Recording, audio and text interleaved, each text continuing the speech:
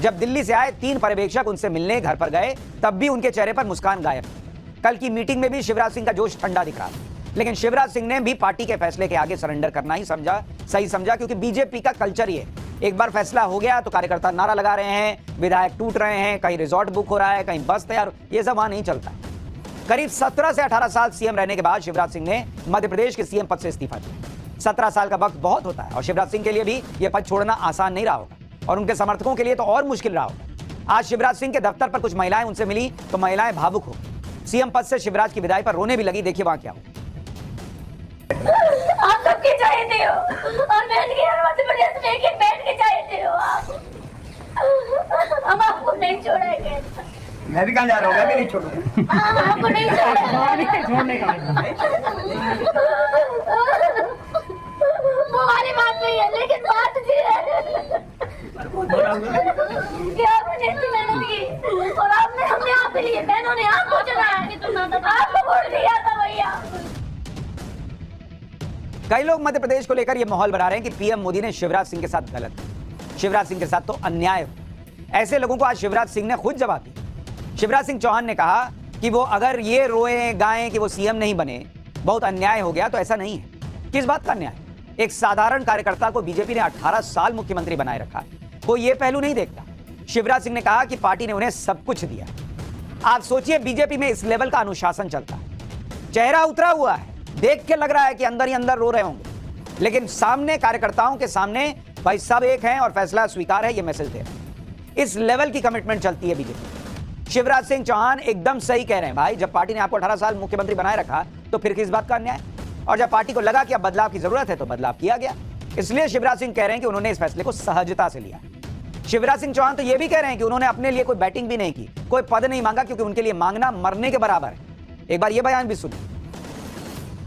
उस दिन जब आपको ध्यान होगा, जो संदर्भ था वो ये था कि बाकी दिल्ली में है, आप दिल्ली जाएंगे क्या? एक बात मैं बड़ी विनम्रता के साथ कहता हूं कि अपने लिए कुछ मांगने जाने से बेहतर मैं मरना समझूंगा, वो मेरा काम नहीं है, और इसलिए मैंने कहा था मैं दिल्ली में जाऊंगा।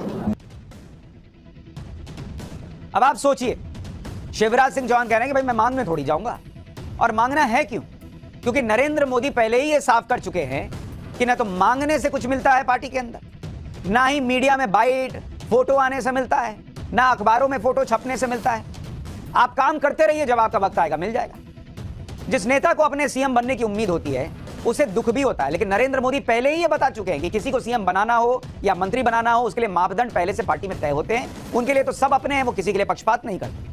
मैं आपको 2019 में पीएम मोदी का वो पुराना बयान जो आज की डेट में है, 2019 में पीएम मोदी ने जो कहा था वो आपको याद दिलाता हूं। उसमें वो क्लियर कर रहे हैं कि भाई कौन मुख्यमंत्री बनेगा, कौन मंत्री बनेगा, ये सब के चक्कर में पड़ने का नहीं है, अपना काम करते रहने का। सुनिए पीएम ने 2019 में क्या कहा। मैं इतना हैरान हूं जी, आजकल लोग झूठे फोन करते हैं।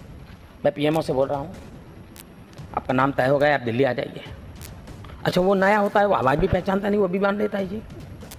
मैं कृपा करके कहता हूं, ये जो मीडिया वाले नाम चला रहे हैं वो सरासर भेद पैदा करने के लिए कर रहे हैं, भ्रमित करने के लिए कर रहे हैं, अफवाहें फैलाने के लिए कर रहे हैं, अपने बद इरादों की पूर्ति के लिए कर रहे हैं।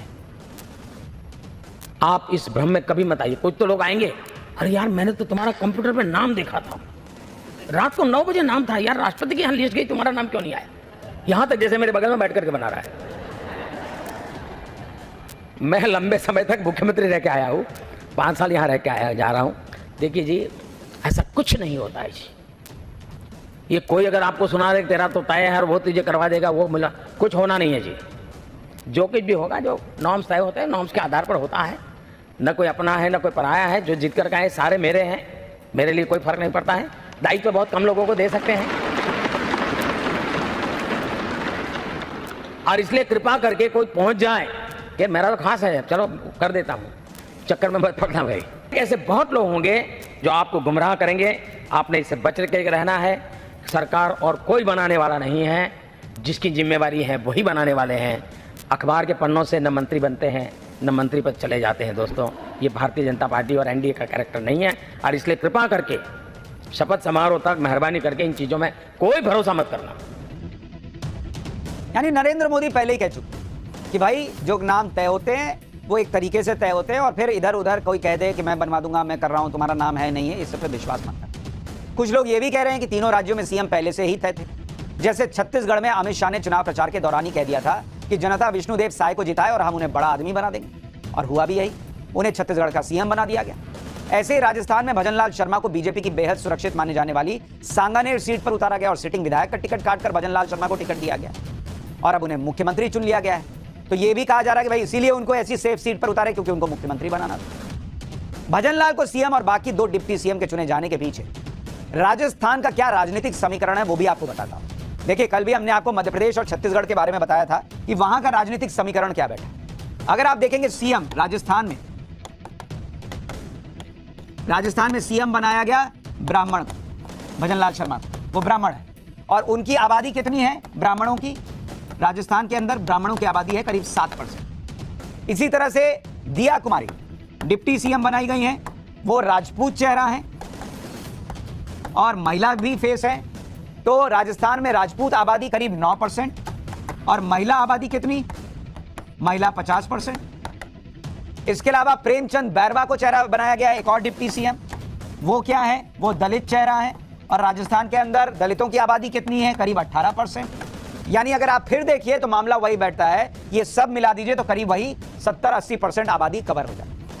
तीनों राज्यों में पीएम मोदी ने मुख्यमंत्री पद के नए चेहरे पर दांव लगाकर 2024 के लिए एक तरह से बड़ा रिस्क भी लिया, क्योंकि अगर आप देखेंगे तीनों राज्यों में पूर्व मुख्यमंत्रियों को इस बार न सीएम बनाया गया, ना ही डिप्टी सीएम बनाया गया, जैसा कि शिवराज सिंह चौहान, वसुंधरा राजे और रमन सिंह। तीनों राज्यों में केंद्रीय मंत्रियों में से भी किसी को सीएम या डिप्टी सीएम की जिम्मेदारी नहीं दी गई। सांसदों के साथ भी यही हुआ और राज्य के बड़े नेता जैसे ज्योतिरादित्य सिंधिया, कैलाश विजयवर्गीय, बाबा बालकनाथ, किरोड़ी लाल मीणा पर भी दांव नहीं लगाया गया। इन सब नेताओं को छोड़कर पीएम मोदी ने एकदम अलग और नए चेहरों को मुख्यमंत्री बनाया।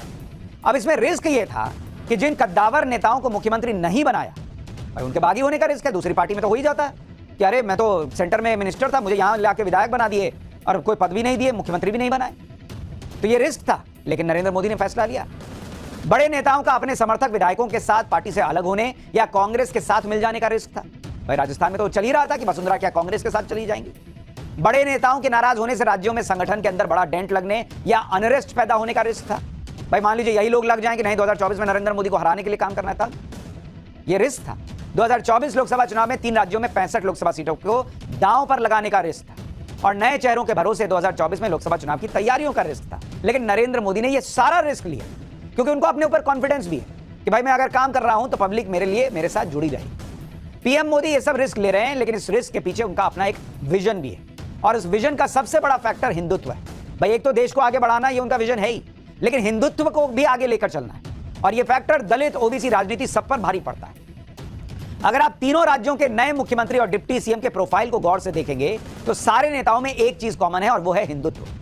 जैसे तीनों राज्यों में जो नए सीएम बने हैं वो अपनी अपनी राजनीति के दायरे में हिंदुत्व का चेहरा है और हिंदुत्व के लिए काम करते रहे। तीनों मुख्यमंत्री नरेंद्र मोदी की तरह आस्था और विकास को साथ लेकर चलने में विश्वास रखते हैं। तीनों मुख्यमंत्री का बैकग्राउंड और उनकी राजनीतिक एक्टिविटी भी यही बताती है कि वो हिंदुत्व वाली अपनी पहचान को छिपाते नहीं है, बल्कि उसे गर्व के साथ लेकर चलते हैं, ठीक वैसे ही जैसे नरेंद्र मोदी करते हैं। तीनों मुख्यमंत्री हिंदू धर्म के लिए समर्पित हैं, धर्म की सेवा के लिए समर्पित हैं, हिंदुत्व के लिए संघर्ष करने से भी पीछे नहीं हटते। और इसीलिए जो मैंने आपको कहा कि बड़ा फैक्टर जो नरेंद्र मोदी ने इनके अंदर देखा, इनकी जाति तो देखी, इनका समीकरण देखा, सब कुछ देखा, लेकिन हिंदुत्व को लेकर जो इनका डेडिकेशन रहा है वो भी देखा और इसलिए पता चलता है कि 2024 के बाद नरेंद्र मोदी हिंदुत्व को लेकर किस तरह से आगे बढ़ने वाले। मध्य प्रदेश, राजस्थान और छत्तीसगढ़ के जो नए मुख्यमंत्री बनाए गए हैं उनकी राजनीति में हिंदुत्व का अहम स्थान है। तीनों ही नए मुख्यमंत्री किस तरह से हिंदुत्व के लिए काम करते रहे हैं आपको जानना चाहिए। जैसे मध्य प्रदेश के सीएम डेजिग्नेट मोहन यादव के बारे में आपको बताता हूं, जो हिंदुत्व के मुखर समर्थक माने जाते हैं। मोहन यादव शिवराज सरकार में उच्च शिक्षा मंत्री 2021 में मोहन यादव ही थे जिन्होंने रामचरितमानस को कॉलेजेस में वैकल्पिक विषय बनाने की घोषणा की थी। एक तरफ विपक्ष के लोग रामचरितमानस को गाली दे रहे हैं और वो आदमी मुख्यमंत्री बना है बीजेपी का जो रामचरितमानस को कॉलेजेस में लेकर गया। विश्वविद्यालयों में कुलपति पद का नाम कुलगुरु करने का प्रस्ताव भी रखा। विपक्ष के एमवाई समीकरण की काट बीजेपी मोहन यादव यानी एमवाई के रूप में ले आई, जो हिंदुत्व की लाइन पर राजनीति करते हैं। मोहन यादव भी तो एम और वाई ही ना, मोहन और यादव। मोहन यादव महाकाल के बड़े भक्त हैं और अक्सर महाकाल की तस्वीरें शेयर करते हैं, छुपाते नहीं हैं कि भाई मेरा कोई वोट बैंक प्रभावित हो जाएगा। मोहन यादव का एक पुराना बयान भी वायरल हो रहा है जिसमें वो महाकाल मंदिर का लाउडस्पीकर बंद कराने वालों को चेतावनी देते हुए दिख रहे हैं। सुनिए एक बार वो बयान उनका। तुम्हारी औकात यह है बाबा महाकाल के मंदिर का माइक बंद कराओगे? अरे बाबा महाकाल तुमको छोड़ने वाला नहीं है, जहां से हम वहीं गाड़ देंगे कोई। तुम्हारी औकात यह है बाबा महाकाल के मंदिर का माइक बंद कराओगे? अरे बाबा महाकाल तुमको छोड़ने वाला नहीं है, जहां से हम वहीं गाड़ देंगे कोई। तो मध्य प्रदेश के मुख्यमंत्री हिंदू धर्म से किस तरह से आस्था से जुड़े हुए हैं, हिंदू धर्म के लिए कुछ भी लड़ाई लड़नी हो उसके लिए आगे रहते हैं, हिंदुत्व की बात करते हैं, उसको छुपाते नहीं है, क्लियर। इसी तरह राजस्थान के मुख्यमंत्री भजनलाल शर्मा के बारे में देखिए, वो कैसे खुलकर हिंदुत्व की राजनीति करते हैं। सबसे बड़ी बात यह है कि हिंदुत्व की बात करते हुए बिना लाग लपेट के अपनी बात कहते हैं। भजनलाल शर्मा का एक पुराना वीडियो भी वायरल हो रहा है, इसमें भजनलाल शर्मा मंदिर में हनुमान चालीसा का पाठ करते हुए दिखाई दे रहे हैं। यानी जो है वो है, तुष्टीकरण के लिए कुछ छुपाने की जरूरत नहीं है। जैसे प्रधानमंत्री मोदी खुलकर पूजा पाठ करते हैं, खुलकर हिंदुओं और हिंदुत्व की बात करते हैं। भाई सरकारी योजना में हिंदू मुसलमान सिख ईसाई नहीं होता, लेकिन अपना धर्म थोड़े छोड़ देंगे। ये जो पुराना दो कौड़ी का सेकुलरिज्म इस देश पर लादा गया है वो नरेंद्र मोदी कैरी नहीं करते। सबका साथ, सबका विश्वास, सबका प्रयास, यानी समाज के हर वर्ग का विकास करना, लेकिन अपनी पहचान को लेकर कोई शर्मिंदगी या फिर किसी के नाराज होने का या वोट छिटकने का डर नरेंद्र मोदी नहीं पालते। भजनलाल शर्मा का भी यही हाल है। उनका एक पुराना बयान भी आपको सुनवाता हूं जिसमें वो खुलकर हिंदुत्व और अपनी आस्था के बारे में बता रहे हैं, देखिए। ये जो कुछ होता है ना, ये ईश्वर की मर्जी से होता है। मैं तो यहाँ तक मानता हूँ कि व्यक्ति एक कदम चलता है वो ईश्वर की मर्जी के बिना नहीं चल सकता है। ईश्वर को जो मंजूर होता है वही हुआ है और उसी ईश्वर की कृपा से राजनीति में चल करके आए हैं। लेकिन मैं एक बात आपको बताना चाहता हूँ, मैं ही नहीं पूरा देश जिस तरह से हमारी पारंपरिक जो धारणा है, हमारी धार्मिक व्यवस्था है, मैं नहीं पूरा देश उससे चल रहा है। क्या है कि हमारी जब तक हम उन चीज़ों पर नहीं जाएंगे, आप देख लीजिए कोई भी हमारी आस्था है वो आस्था इस तरह की आस्था है कि उसके पीछे कुछ ना कुछ छिपा हुआ है। इसलिए मैं इस बात को तो कहूँगा कि आज जो है वो ईश्वरीय देन है और ये ईश्वर में जो लोग विश्वास नहीं करते हैं वो मैं समझता हूँ कि उनको कहीं भी विश्वास नहीं करना चाहिए। इसलिए मैं ईश्वरवादी आदमी हूँ। यानी भजनलाल शर्मा भी अपना हिंदुत्व, अपना ईश्वरवादी होना यहाँ छाती पर ऐसे लेके चलते हैं, छुपाने वाली बात नहीं। उधर छत्तीसगढ़ के मुख्यमंत्री जो आदिवासी समुदाय से आते हैं, लेकिन उनकी भी राजनीति की लाइन और विचारधारा हिंदुत्व की है। विष्णुदेव साय भी खुलकर हिंदुत्व पर अपनी बात कहते हैं। छत्तीसगढ़ के आदिवासी इलाकों में चल रहे कन्वर्जन के खिलाफ वो लगातार आवाज उठाते रहे। जो आरोप लगता है कि भाई हिंदुओं को जो है वो कन्वर्ट किया जा रहा है, उसके लिए विष्णुदेव साय लगातार लड़ाई लड़े हैं छत्तीसगढ़ में।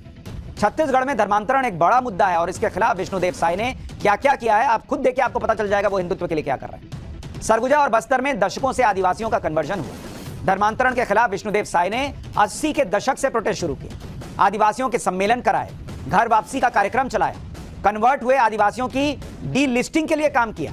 विष्णुदेव साय की हिंदुत्व वाली राजनीति की वजह से सरगुजा की सभी 14 सीटें बीजेपी ने कांग्रेस से छीन ली और जीत ली।